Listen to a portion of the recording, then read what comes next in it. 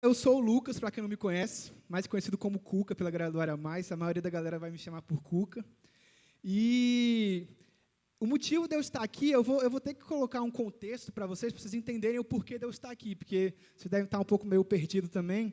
Tudo começou semana passada, na verdade, semana retrasada, que a gente estava tendo a reunião que a gente sempre tem. Quando eu falo a gente, eu falo a galera da liderança do Área Mais, da qual eu faço parte. Então, a gente sempre se reúne na casa de alguém, toda semana, para falar sobre as coisas boas, sobre as coisas ruins, falar sobre os projetos, os planos, os sonhos, os eventos. Isso é uma coisa que qualquer liderança faz em qualquer situação. E a gente tem uma prática na reunião que a gente sempre primeiro começa revisando o sábado que passou, o que deu certo, o que deu errado. Depois a gente começa a falar do sábado que vai chegar, a gente começa a planejar e tal. E isso aconteceu normalmente na semana retrasada, quando a gente estava tendo a reunião. E já era bem tarde, essa reunião a gente discutiu muitas coisas, muitos eventos e tal. Já era perto de meia-noite quando a gente terminou de fazer tudo, e o Pedro, que é o nosso pastor, quem não sabe, está na Austrália agora, na conferência da Hillsong. Não está assistindo a gente pela internet, eu gostaria de pensar isso, mas ele está fazendo coisas melhores. Pedro, se você estiver aí, vai fazer uma coisa melhor, porque eu vi que, pelas suas fotos, está tendo uma segunda lua de mel com a Dessa, isso é legal, só lugar massa que eles estão indo lá na Austrália. Mas aí o Pedro chegou no final da reunião e falou, galera, já debatemos tudo, já revisamos o que a gente fez sábado passado, já planejamos o próximo sábado, mas vocês estão esquecendo de uma coisa. A gente está com um problema. No outro sábado, eu vou estar viajando e a gente está sem pregador. E eu não sei o que fazer, porque é um sábado importante para a juventude, é o nosso encerramento da série de PG, e quem vem aqui há bastante tempo sabe que a gente realmente ama essa série, é uma razão de viver da gente, é viver em PG. E ele falou, galera, eu preciso da ideia de vocês para a gente terminar com tudo, porque a gente começou muito legal, teve até um casamento na série, então o final é realmente importante, a gente quer terminar com um grande finale. E a gente começou a dar ideias, eu dei ideias, o Jason deu ideias, que participa também, a galera da liderança, mas a gente não chegou a nenhum lugar, já estava meio tarde, a galera estava cansada, quando eu ouvi uma vozinha assim, e o Cuca? E nessa hora eu estava mais para lá do que para cá, eu estava cansado, eu tinha estudado o dia inteiro. Sabe quando você só vê uma coisa, e o Cuca, e o Cuca, e o Cuca? Aí eu só virei assim, eu não vou falar quem foi que falou isso para preservar a imagem da pessoa, mas foi o Jason. Tá? Aí eu virei para ele assim, o que tem o Cuca, o que você está falando aí? E se o Cuca pregasse e tal? Aí eu ri, pensei que era piada, né? O Jason sempre faz muitas piadas, a gente riu, legal. Mas eu vi que eu estava rindo sozinho, porque todo mundo te levou a sério. Eu falei, caramba, é verdade, você pode ir lá, pode pregar e tal. E eu comecei a sentir acuado. E é impressionante quando você sente acuado, eu comecei a dar várias ideias boas. Muitas, uma atrás da outra, a gente pode fazer isso aqui, pode ganhar um pula-pula, um futebol de sabão, pode qualquer coisa. Mas eu fui voto vencido, ninguém aceitou minhas opiniões, e aqui estou eu, pregador de vocês no sábado, tcharam. Isso é o que temos para hoje, galera. Conclusão daquela noite, nunca deixe para fazer uma reunião importante quando está já tarde da noite, tá? Porque a galera vai ter ideias, assim, no mínimo duvidosas, beleza? Mas, galera, falando sério, deixando a brincadeira de lado, a única razão de eu ter aceitado estar aqui hoje foi porque era para falar de uma coisa que eu sou totalmente apaixonado, que é PG. Se fosse qualquer outra coisa, eu me sentiria muito desconfortável de estar aqui na frente, mas se é de PG, eu tenho um pouquinho de conforto, porque eu acredito muito em PG. Eu sou um cara que teve a vida influenciada por PG e continua tendo a vida influenciada por PG até hoje. Eu fiz parte de um PG, eu liderei um PG, eu sou líder de um PG, cada galera do meu PG aí, mais forte, velho. Eu sou o melhor líder que isso aí, mas beleza. E eu também, para complementar, eu sou coordenador de PGs de 18 a 25 anos aqui do Área Mais. Então, eu sei um pouquinho de PG, eu entendo um pouquinho, e só para a gente deixar claro, tirar uma coisa do nosso caminho, quando eu falo PG, eu quero falar de pequeno grupo, tá? Porque, por experiência própria, eu percebi que quando você fala PG, na frente de alguns universitários, galera da engenharia, da UNB, a galera pensa que eu estou falando de projeto de graduação. Não vou falar sobre projeto de graduação hoje, tá? Não pretendo falar nunca mais na minha vida sobre projeto de graduação, porque eu sou formado, graças a Deus. Então, quando eu falo PG, a gente está falando de pequeno grupo, beleza? Entendi dessa parte? Mas, galera, PG para nós do Área Mais, principalmente a liderança, que a gente começou a sonhar com isso, não é mais uma atividade que a gente decidiu fazer, não é mais um ministério. A gente não fez porque a gente achou o nome bonito, PG, é jovem e tal. Não foi por causa disso. Apesar de a gente fazer algumas coisas assim pelo nome. Food truck é um exemplo, a gente achou bonito, que é em inglês. A gente vai ter food truck hoje aqui depois. de troco de pizza, então fica com a gente. Mas PG para a gente é um estilo de vida. Sendo um pouquinho mais ousado, PG é a igreja, na sua mais pura essência, do jeito que Jesus previu, isso é PG para a gente. Isso é viver em PG. Isso é viver em comunidade. Eu sei que pode parecer exagerada, pode parecer até um pouco arrogante falar umas coisas dessa e tal, mas quando eu falo isso, eu não falo por mim. Assim, a gente tira a nossa inspiração, eu tiro a inspiração para essa mensagem de hoje, lá do livro de Atos. Que o livro de Atos é um livro fascinante, para quem nunca leu, para quem não conhece, o livro de Atos foi escrito por um cara chamado Lucas, que não fui eu, foi outro Lucas, piada ruim. Mas o livro de Atos, esse cara ele é responsável por escrever 2 livros na Bíblia, o livro de Atos e o livro de Lucas, 2 livros que ele escreveu. E esses 2 livros são conhecidos pela riqueza de detalhes. Ele era um cara muito detalhista. Lucas era um médico, ele era um médico grego, era uma pessoa de uma camada social acima da média, ele era alfabetizado, coisa que não era muito comum. E ele viveu esse período todo do começo da igreja, ele era muito amigo do apóstolo Paulo, tal, e tudo que ele vivia, ele documentava. Vivia uma coisa, documentava, tal, mas ele foi um pouquinho além disso, ele era muito curioso, ele ficou conhecido como grande historiador, ele ia atrás das pessoas que viram Jesus fazer as coisas, que andaram com Jesus, com os apóstolos, testemunharam os milagres, e começou a pegar entrevistas, relatórios, e começou a escrever o próprio documentário sobre a vida de Jesus. E por isso, hoje, se você pegar o Evangelho de Lucas, é um dos evangelhos que contam com mais detalhes sobre a vida de Jesus, é o Evangelho de Lucas por causa disso. Ele era um cara muito metódico. Na verdade, o Evangelho de Lucas e o livro de Atos eram 2 volumes de uma só obra, que foram depois divididos por motivo de conveniência, quando eles juntaram o Novo Testamento. Mas eles, se você perceber, eles realmente se complementam, porque o Evangelho de Lucas fala sobre a vida de Jesus, sobre todo o ministério dele, e o livro de Atos fala exatamente sobre a vida pós-Jesus. Para ser mais específico, o capítulo 1 de Atos, o capítulo 1 de Atos, ele fala sobre a ascensão de Jesus aos céus, e a partir daí é uma leitura fascinante, ele contando sobre a igreja, sobre a história da igreja, sobre o surgimento da igreja, sobre os problemas que eles enfrentavam, sobre como eles se comportavam. Então, eu acho que Atos, para nós, ainda mais essa passagem que a gente vai ler, é de extrema importância, porque nós somos essa igreja. Nós somos essa igreja que foi fundada naquele dia que Lucas nos traz o relatório.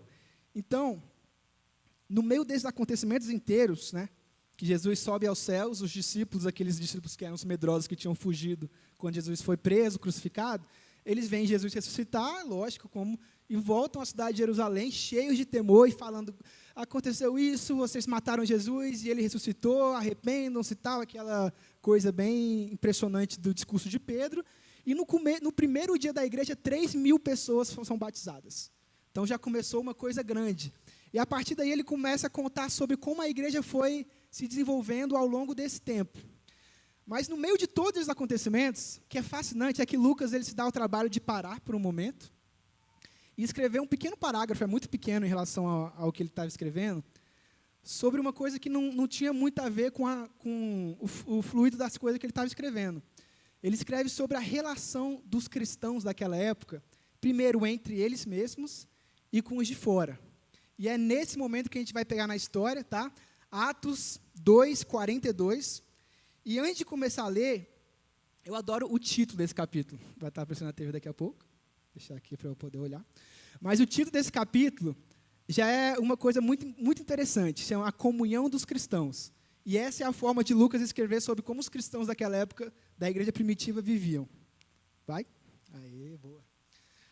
Eles se dedicavam ao ensino dos apóstolos, eles, no caso, são os cristãos daquela época, e à comunhão, ao partir do pão e às orações. Todos estavam cheios de temor, e muitas maravilhas e sinais eram feitos pelos apóstolos. Os que criam mantinham-se unidos, e tinham tudo em comum. Vendendo suas propriedades e bens, distribuíam a cada um conforme a sua necessidade. Só por essa passagem, dá para sentir o nível de unidade, de amor ao próximo, de carinho que aquela galera tinha? Essa parte aqui, ó, distribuíam a cada um conforme a sua necessidade. Sabe o que é necessidade aqui? Fala, cara, o que você precisa? O que eu posso ser útil para você? O que tem na sua vida que eu posso ajudar? O que tem na sua história, o que está acontecendo nesse momento que eu posso ajudar? Eu acho que isso aqui vem daquela parte que Jesus falou. Alegrem-se com os que se alegram, chorem com os que choram, porque isso era o tipo de vida que Jesus queria para a galera que seguisse a Ele. Conforme a sua necessidade, é tipo como se fosse família. Né? A sua dor vai se tornar a minha dor. A sua alegria vai se tornar a minha alegria. As suas vitórias, eu vou celebrar como se fossem as minhas vitórias. Eu não sei da experiência de cada um, não sei do que vocês já viveram, mas nessa toda a minha história que eu vivi em PG, eu já vi muita coisa parecida com essa acontecer. Muita coisa mesmo, assim, sabe? Muita gente se unindo atrás de um problema ou celebrando depois de uma vitória. Mas eu vou contar só uma história, que eu não posso me alongar muito se for contar várias histórias, que aconteceu comigo. Há mais ou menos 2 meses atrás, que eu senti mais ou menos isso aqui, conforme a sua necessidade. Eu estava, há 2 meses atrás, você está errado, há 2 meses, aprendi no curso de português, então, fazer concurso eu não posso errar isso não. Aí, há 2 meses, a minha mãe ela teve um problema, ela começou a passar mal, do nada ela começou a ter um problema na cavidade abdominal, e a gente pensou que era só uma indisposição estomacal, alguma coisa assim. E ela ficou 1, 2 dias em casa, de atestado e tal, e de repente ela começou a piorar, até que um dia ela ligou para mim e para o Caco, que é o meu irmão, que a gente estava estudando, falou, velho, ela não falou velho, não. Não falou velho, ela falou, filhinho, vem aqui me buscar, porque eu estou passando mal, tá, eu preciso de ir no hospital. Tá? Eu falei, beleza, fui lá, busquei ela, eu e o Caco levamos ela para o hospital, e quando ela estava lá, ela começou a piorar muito. Ela, esperando, o hospital estava lotado, demorou 1 hora só para triagem, e não era um hospital público, foi uma vergonha, não vou falar qual hospital foi. Mas a gente estava lá e ela foi piorando, ela não conseguia nem levantar direito, e a gente pressionando. De repente, quando chamou o nome dela para a triagem, ela levantou e meio que desmaiou e começou a vomitar, tal. Na hora eles pegaram ela, colocaram numa maca, falaram, não, deixa ela aqui na maca, vamos fazer os exames. O médico veio observar ela e falou, não acho que nada sério, está parecendo só uma indisposição estomacal, alguma coisa aqui, mas a gente vai fazer os exames para ver o que dá. Tal. Eu falei, beleza, fiquei lá, o Caco teve que ir embora. Depois meu pai voltou, e só sei que os exames foram sair só na manhã seguinte. Minha mãe ficou bastante tempo ali no hospital com muita dor, porque deu problema na máquina de tomografia. E aí de manhã, quando estava eu e meu pai lá, o médico chegou com aquela cara que você nunca gosta quando seu parente está sendo analisado. Ele chegou com uma cara meio, falou, infelizmente a gente vai ter que passar de cirurgia. E a gente não estava esperando por aquilo, né? A gente olhou assim para o médico e tal, ele falou, eu não gostei nada do que eu vi na tomografia, e a gente vai ter que abrir ela para ver o que está acontecendo e fazer uma intervenção de emergência. E naquela hora eu fiquei muito preocupado, né? A gente falou, mas doutor, o que você acha que pode ser? Tal. Ele falou, eu não posso dar certeza, só sei que tem ar na cavidade abdominal dela e não pode acontecer isso. Então, eu trabalho com 3 hipóteses. A primeira foi uma perfuração no intestino, 3 hipóteses sérias. A segunda foi uma perfuração no estômago, e eu não posso também dizer que não é câncer, pode ser um tumor. Então, quando você ouve uma coisa dessa, e eu que nunca tinha passado por uma coisa dessa antes, seu mundo cai, né? Foi uma notícia extremamente devastadora. Na hora eu não conseguia fazer nada, o pessoal já falou, você fala com ela porque a gente vai levar ela para o centro cirúrgico. Eu simplesmente comecei a chorar, tal. Foi horrível para minha mãe, porque se vocês estiverem precisando de alguém para consolar, não me chamem, porque eu acabo sendo consolado. Minha mãe estava indo para o centro cirúrgico me consolando. Fica calmo, filha, fica calmo, tal. E eu, mãe... Mas é muito difícil, porque eu estava levando ela e eu não sabia se ia ver de volta, porque ela estava já com um princípio de pneumonia, era uma cirurgia de risco.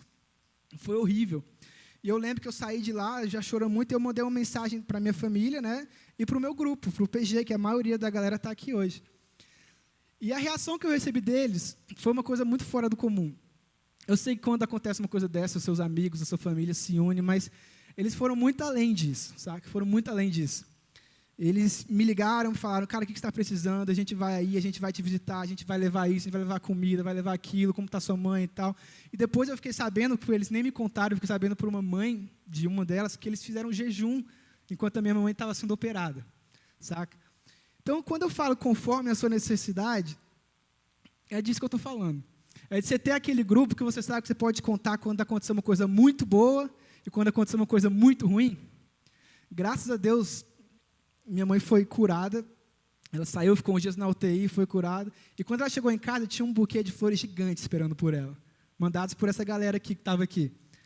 ainda com um bilhetinho escrito à mão por cada um, eram mais de 30 pessoas, com a mensagem da minha mãe, que bom que você está de volta, que bom que você melhorou, tal. Cara, isso é viver em PG. Véio. Isso é viver em PG. Sabe? Eu acho que isso vai muito para o que Jesus falou. Choram com os que choram, alegrem-se com os que se alegram. Ele não quer que a gente viva uma vida sozinho. Não é isso que ele quer. Só uma aguinha rapidão. E isso não se restringe apenas a momentos ruins, tá? A gente já celebrou muita coisa, a galera passando vestibular e tal. Isso é fazer a vida junto com a galera. Pode passar, próximo texto. O texto continua assim. Todos os dias, continuavam a reunir-se no pátio do templo. Partiam o pão em suas casas e juntos participavam das refeições, com alegria e sinceridade de coração, louvando a Deus. Cara, eu acho que PG, para quem consegue experimentar, é uma coisa sincera. Não é uma obrigação, não é uma coisa que você vai porque sua mãe te obrigou, às vezes, porque a gente já teve gente que foi porque a mãe obrigou, depois ficou. Sabe? Mas é uma coisa que a gente consegue ver isso aqui, é alegre e é sincero, louvando a Deus, todo mundo na mesma vibe, juntos, se alegrando. Tem uma frase que eu gosto demais em inglês, uma expressão, que quando a gente tem traduzido em português não fica tão boa, mas vocês conseguem pegar o espírito, que é doing life together. Significa fazer a vida junto. Eu acho que é isso, PG é fazer a vida junto de alguém. É escolher sair de uma vida que você vai viver sozinho para fazer uma vida compartilhada. E quem está aqui pode falar que compartilhar a vida é muito melhor do que viver sozinho. Agora o texto continua assim. Louvando a Deus e tendo a simpatia de todo o povo. Agora, presta atenção aqui, porque eu acho que talvez seja a coisa mais importante que eu vou falar hoje. Então, você estava prestando atenção em outras coisas, tal, foca aqui, porque depois vocês podem olhar para outro lugar. Mas só enquanto eu estou falando isso aqui, isso é muito importante. Eu acho que isso é uma coisa que a gente está vivendo muito na igreja de hoje, e que se a gente acertasse só nisso, cara, a gente ia fazer uma diferença muito gigante lá fora. Louvando a Deus e tendo a simpatia de todo o povo. Vai aparecer aqui a frase. Mas se o seu jeito cristão de viver não atrai a simpatia dos outros, você está fazendo uma coisa errada. Se o meu jeito cristão de viver não atrai a simpatia dos outros, com certeza eu estou fazendo uma coisa errada. Se o nosso jeito como PG, como igreja, como indivíduo, se o nosso jeito de viver não atrai a simpatia da galera de fora, a gente está muito, muito errado. E eu falo isso pelo aquele exemplo. Tendo a simpatia de todo o povo. Isso era o que eles faziam antigamente. E aqui eu não estou falando que a galera tem que concordar com vocês, que ela tem que pensar igual a vocês, que elas têm que acreditar na mesma coisa que vocês, mas aquela igreja, quando a igreja funciona do jeito que ela é para funcionar, quando o grupo funciona do jeito que é para funcionar, ele tem a simpatia de todo o povo. Mas a galera, mas tem também felizes que são perseguidos por causa de Jesus. Eu sei, isso é verdade. Mas se você for perseguido apenas pelo fato de acreditar em Jesus, é uma coisa. Se você vivesse no Iraque, na Síria, se você estivesse naquele Estado Islâmico, onde o simples fato de você se declarar seguidor de Jesus já é uma razão de ódio, já é uma razão para te matar, tudo bem, mas não é isso que a gente vive aqui no Brasil. Vamos ser sinceros. Não é isso que a gente vive aqui no Brasil. Eu nunca vi, de verdade, na minha vida inteira, eu nunca vi alguém falando, velho, aquela pessoa é uma pessoa impressionante. Ela ama como ninguém. Ela é humilde. Ela ajuda os outros. Ela tem um coração de ouro. Mas eu não suporto ela porque ela é cristã, velho. Esse fato dela acreditar em Jesus, eu não ouço isso, velho. Mas eu ouço, infelizmente, muito da outra parte.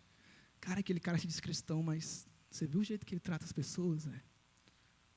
Você viu o jeito que ele é intolerante com as outras? Você viu o jeito que ele julga as pessoas como se ele fosse alguma coisa superior e os outros fossem inferiores? Isso eu já ouvi muitas vezes. Tem nessa versão, em outra versão, louvando a Deus e tendo a simpatia de todo o povo, é traduzida por, e eles iam caindo na graça do povo. Galera, se a gente funcionar do jeito que a gente é para funcionar, se os nossos grupos funcionarem do jeito que eles têm que funcionar, a gente vai cair na graça do povo. Por mais que as pessoas não acreditem em nada do que a gente acredita, por mais que eles achem que a gente seja lunático de acreditar num cara morrendo numa cruz, a gente vai ter que ter a simpatia deles. Porque eles vão olhar para a gente e falar, eu não acredito nisso, eu não acredito nesse negócio de Jesus, mas, cara, eles são diferentes, velho. Eu não acredito nesse negócio de, eu preciso de alguém morrendo pelos meus pecados, eu não acredito nisso, mas eu queria trabalhar para um deles, porque eles são extremamente honestos, extremamente justos. Eu queria ser amigo, eu queria uma igreja no meu bairro, porque os trabalhos sociais que eles fazem são incríveis. Por mais que as pessoas não acreditem em nada do que a gente acredita, o mínimo que a gente tem que deixar é o legado de simpatia. A galera tem que gostar da gente. Tem que gostar da gente. Nessa série a gente tem falado sobre 3 verbos. Pedro falou sobre os outros 2 que a gente começou, que é investir. A necessidade de nós estarmos sempre investindo nas outras pessoas. Quando eu digo investir, é simplesmente como se você fosse investir mesmo em algum imóvel, tá? É doar tempo, é doar a sua atenção, e investir principalmente na galera de fora, na galera que não participa do seu grupinho, na galera que não partilha das mesmas visões de mundo que você partilha. Cara, ser amigo, tá ali para o que ele precisar, faculdade, escola, trabalho, qualquer lugar. A necessidade de a gente estar sempre investindo. Eu costumo falar para o meu PG, e eu falo isso, não é ideia minha, alguém me falou e eu achei brilhante. Eu falo, galera, não convidem ninguém para o nosso PG antes de vocês terem investido na vida dessa pessoa. Porque um convite vazio, um convite, vamos lá, tá sem um investimento por trás, cara, ele não vale nada, velho. Mas depois que você tem o tempo de investir, de orar, de estar junto, de ser amigo, de estar lá para o que ela precisar, e depois vem um convite, cara, muda tudo. Muda tudo. E esse é o nosso segundo verbo que o Pedro falou, convidar. Que é a hora que você realmente vai tomar coragem, depois de já ter investido na pessoa e falar, velho, bora lá, o que você vai fazer terça-feira à noite? Não sei, tá. Vamos lá para uma reunião, a gente não fala PG porque ninguém entende, né? Vamos para uma reunião ali na casa, tal, é legal. Reunião da onde? Do grupo lá da igreja. Não, velho, igreja, negócio de Bíblia. Não, a gente nem lê a Bíblia, a gente deixa a Bíblia bem longe, tá? Ela fica longe, a gente só conversa, come, é mó legal, né? A gente tenta... Mas é realmente você tomar coragem e convidar. Falar, cara, vem. E se você tiver feito seu trabalho direito de investir, a pessoa não vai negar. Ela fala, vou lá contigo, cara. Eu não tô indo pela igreja, não, tá? Eu tô indo por você. Fala, beleza, estou indo por mim. E o terceiro verbo, é o que a gente vai falar um pouquinho mais hoje, é o verbo compartilhar. Compartilhar. Que é realmente a hora que você vai ter a oportunidade de falar quem é Jesus para você. O que ele significa, o que ele fez na sua vida, o que ele continua fazendo na sua vida. Tudo isso depois de você já ter passado pelos estágios de investir, tal, as oportunidades surgem, né? Eu não estou falando para você sair com a Bíblia na mão, no meio do pátio, arrependei-vos porque o reino do céu... Não tem nada a ver, não estou falando para ser esquisito. Não é para você ser esquisito. Se você quiser fazer isso, pode fazer, mas é esquisito. Eu tinha um cara desse na faculdade que eu ia, cara, depois eu conto essa história. E eu não estou falando de você compartilhar para converter a pessoa. Não, velho, você não vai converter, mas você vai ter as oportunidades de falar de Jesus para ela, de falar o que ele faz na sua vida, de em algum momento que ela está passando por um momento, você vai falar, velho, eu passei por isso, velho, foi isso que Deus fez por mim. Simplesmente procurar oportunidades. E o mais importante na hora de compartilhar, que eu acho que a gente perde um pouco de vista, então a gente tem que entender isso primeiro, antes de passar para os outros, é que a gente tem que saber que a pessoa tem que sentir de nós que nós não queremos algo dela, porque é isso que ela pensa. A gente quer algo dela, que a gente quer que ela venha, a gente quer que ela se participe, entre o nosso PG, que dê o dízimo, que faça parte da religião dela. Cara, não é isso. A gente tem uma coisa para ela. Isso muda tudo. Quando a gente começa a entender isso, a gente consegue passar para os outros isso. E ela vai começar a entender, velho, ele não quer uma coisa de mim, ele quer uma coisa para mim. E por mais que ela não aceite, ela vai falar, velho, esse cara é gente boa. Porque ele quer uma coisa para mim que ele acha que é boa. No máximo é isso que vai acontecer. Quando a gente começar a entender essa verdade. Vou tomar água de novo, tá?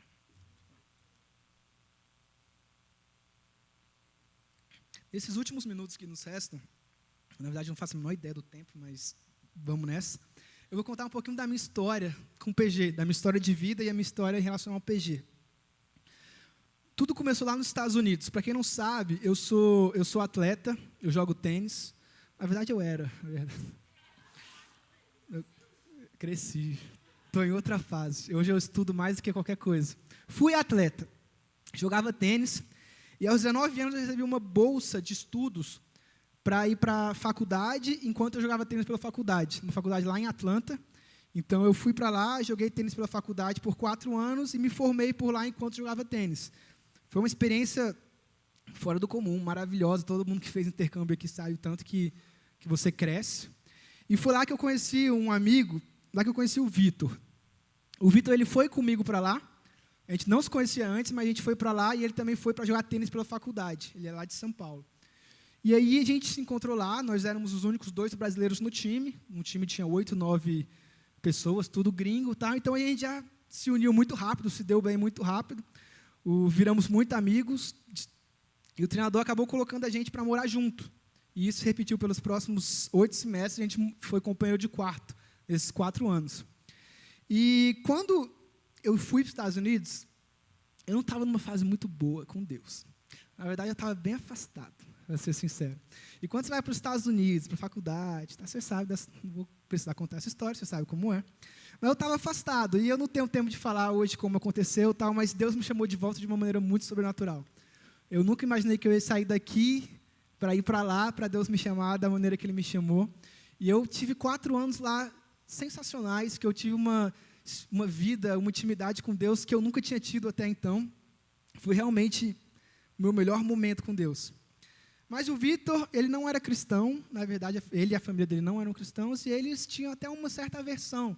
Tinham tido experiências ruins com pessoas cristãs, evangélicas e tal, e ele achava bem estranho assim, o fato de eu me tornar porque para ele eu me tornei, né? Porque eu estava lá com ele, de repente, do nada, aconteceu. E aí eu não era mais o mesmo. Mas a gente era muito amigo, a gente fazia tudo junto, né? A gente sempre pegava o metrô para explorar a cidade junto e tal. E como o domingo era o nosso único dia de folga, que a gente não treinava, a gente sempre aproveitava para fazer algumas coisas. Então, ele começou a ir comigo na igreja, no domingo de manhã. A gente pegava o metrô, ia na igreja, que ficava num bairro muito legal da cidade, e de lá a gente ia para o shopping, para o restaurante e tal. Então, acabou virando uma rotina. Ele ia para a igreja, ele gostava muito, a igreja era uma igreja extremamente acolhedora. Então, por mais que ele não acreditasse em absolutamente nada do que estava acontecendo lá, ele gostava de ir, ele sentia bem, gostava do pessoal e tal. Então, isso virou uma rotina. Depois eu bebo. Porque está num momento importante, eu não quero perder o raciocínio. Até que eu comecei, eu estava numa vez que eu fui na igreja, eu ouvi alguém falar sobre pequeno grupo. Pequeno grupo e tal.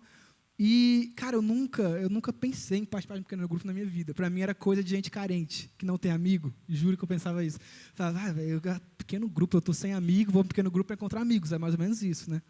Mas eu comecei a ter essa necessidade que eu nunca tive aqui no Brasil, porque eu tinha família e tal. Eu falei, caramba, eu quero conhecer pessoas da igreja que pensem a mesma coisa que eu, que vivam a mesma coisa que eu e tal. E se vocês acham que é difícil entrar no pequeno grupo aqui, que é simplesmente escrever uma fichinha e dar para a galera da recepção e eles entrarem em contato com você, lá era muito mais difícil. Muito mais difícil. Por quê? Porque tinha um negócio chamado Group Link, que era que você ia, e eles tinham uma mesinha, sabe aqueles relacionamentos que você encontra as pessoas assim de surpresa? Era tipo isso. Eles tinham umas mesinhas com os líderes dos PGs, e você tinha que ir, você olhava, tal, sentava na cadeira, conversava, via se gostava, se não gostava, você ia para outra, tal. E o meu inglês não era muito bom, eu cheguei numa mesinha, sentei, assim, hi, nice to meet you, tal. From Brasil, tal. Aí até que eu sentei numa mesa, assim, cara, que a galera puxou o assunto comigo, tal, e foi lá que eu conheci essa pessoa que vai aparecer no telão, esse casal, o Jamie e a Molly. Eles não tinham Hammond na época, que é o menininho, que ele veio só depois de a gente estar lá, a gente ainda conviveu com ele uns 2 anos, e eu não conhecia a Del, ela estava grávida de 6 meses quando eu me formei e voltei. Mas essas pessoas viriam a se tornar essenciais por falta de outra palavra na minha vida. De verdade, muito essenciais. E aí a gente estava nesse grupo, tal, eu acabei gostando deles, tal, e o Vitor tinha ido comigo, mas ele não entrou. Ele falou, cara, não vou entrar nisso, é vergonhoso o que você está fazendo, não vou entrar. Então eu entrei, eu falei, por favor, vai comigo, tal. Ele falou, não, eu não vou. Ele ficou do lado de fora estudando enquanto eu entrei.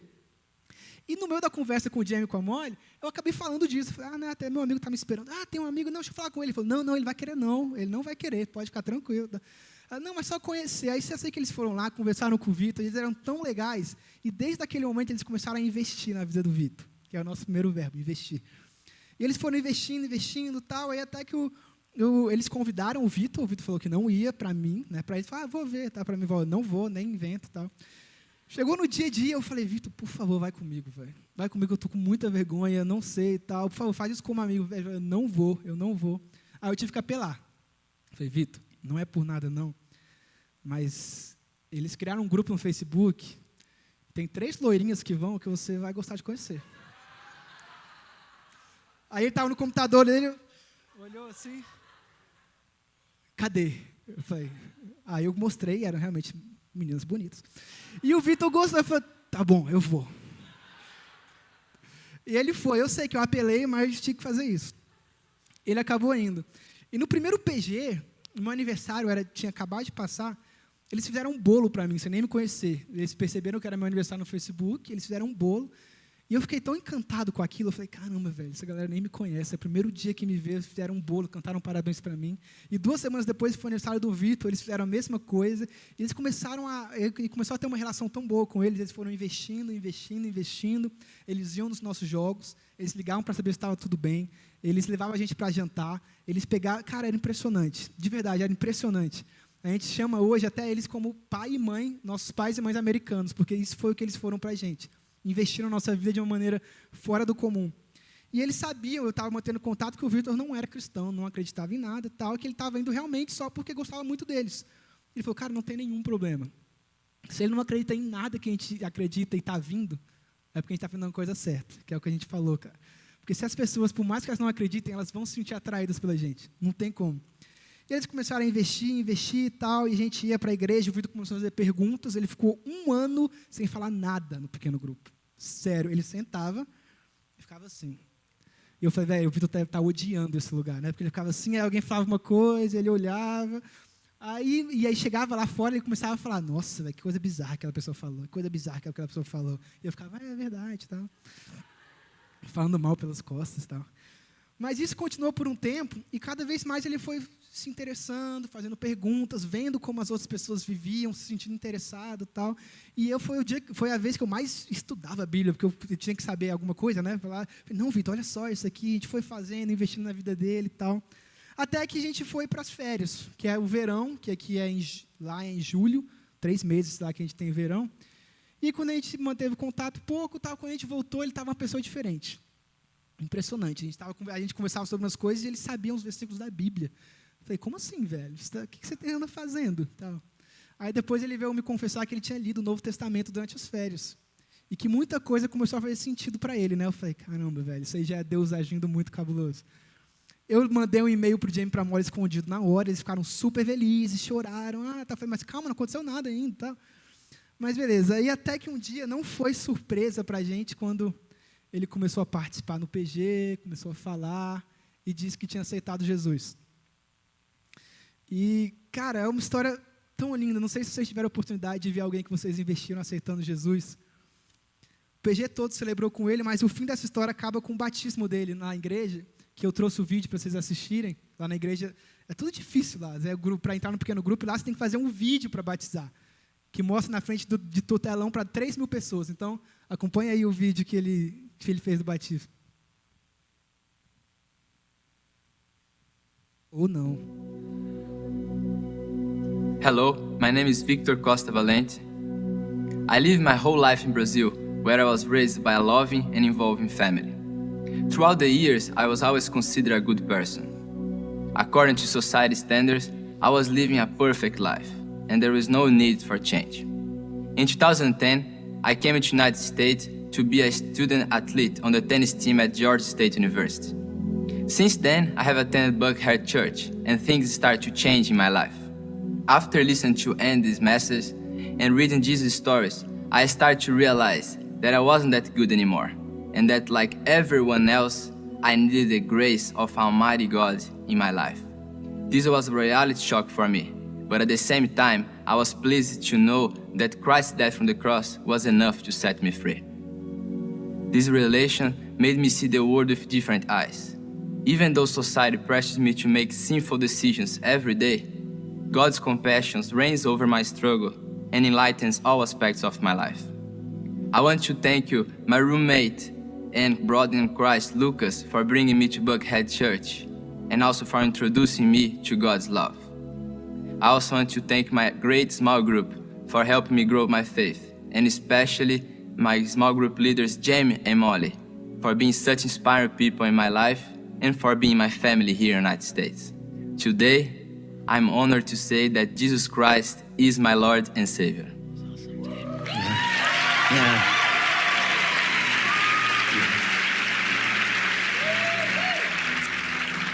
Victor, I need to catch the audience up on the subtitles real quick because we are in America and not in Brazil. But Victor's mom and brother are here from Brazil today, and being the loving son that you are, you didn't even tell your mom and brother this moment was going to happen. So not only was Buckhead Church intimidating and overwhelming, but now they're seeing their brother and son getting baptized. And so I'm so grateful that y'all are here. I think you're in the balcony over there. Glad you could be here for this moment. Hopefully you could understand that.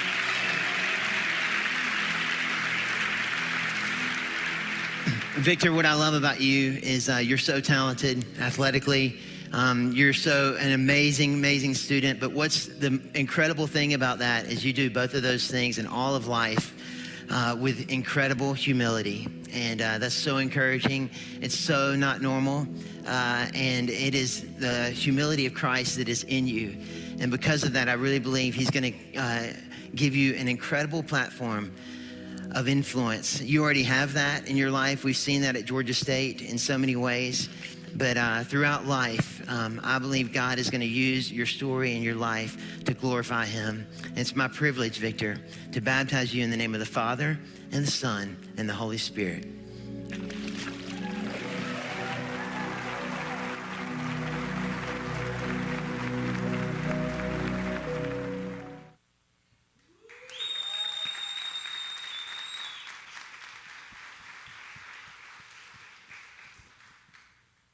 Galera, isso é viver em PG. É investir, convidar, compartilhar. Ele quis se batizar exatamente no dia que a mãe e o irmão dele tinham ido para Atlanta visitar, sem contar nada para eles, porque eles não iam aceitar muito bem. A mãe dele tem uma certa resistência até hoje com ele em relação a isso. E ele queria que eles vissem ele tomando essa decisão para começar a impactar a família dele. Isso foi incrível. Quando a gente se formou, uns 6 meses depois desse dia, a gente se formou. E ele tinha a opção de ficar lá nos Estados Unidos, fazer um mestrado. Ele ganhou uma bolsa. Ele era realmente um atleta muito acima um estudante e um atleta muito acima da média. E ele decidiu não ficar. Ele falou: Lucas, eu não vou ficar porque eu sinto que eu preciso estar de volta.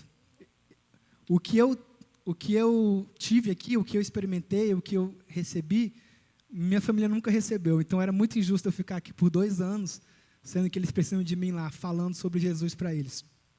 E ele voltou e começou a investir pesado na vida do irmão mais novo dele, do Gu. A família dele teve uma certa resistência em relação a isso. Falou: nossa, a gente não quer 2 cristãos na nossa casa, tal.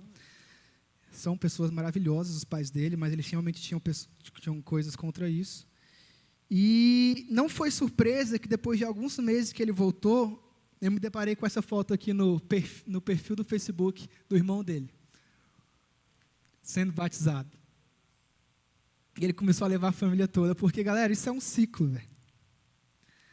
Você investe, e a pessoa que você investiu vai investir em outra pessoa, que vai investir em outra pessoa, e vai acontecer isso aí. Sabe? A gente vai investir, vai viver. E o texto acaba de uma maneira incrível. E o Senhor lhes acrescentava diariamente os que iam sendo salvos. É claro que ele acrescentava. Porque quando a igreja vive isso, não tem muita gente que resiste. Não tem, né? Quem não vai querer fazer parte disso? Quem não vai querer fazer parte de um grupo desse? Quem não vai querer fazer parte de um grupo que ama mais do que qualquer outra coisa? Todo mundo vai querer fazer parte. Por mais que eles não acreditem no que a gente acredita, a gente está cumprindo o ID. Fazendo discípulos. Isso, galera. é viver em PG, e esse é o ciclo exatamente como Jesus previu. Deus abençoe vocês. Valeu.